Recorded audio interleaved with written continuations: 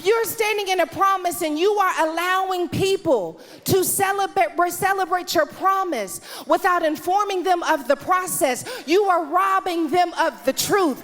They ought to know your process. They ought to know that I didn't just get here because I did everything the right way.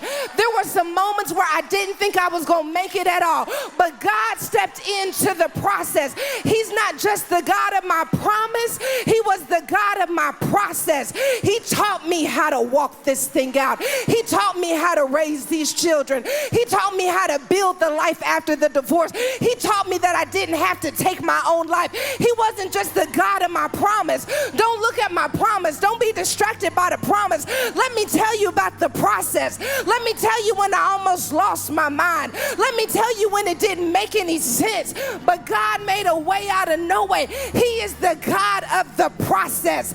You're praising him for being the God of the promise, but I praise him for being the God of the process. That you came in the midnight hour and wrapped your arms around me when I was crying tears that no one knew I was crying. He was the God of the process. When I didn't know whether or not I could raise the child, he gave me language on the spot, because he's the God of the promise. When I wasn't sure who would stay or who would walk away, he stayed in the midst of it all. He is the God of the process.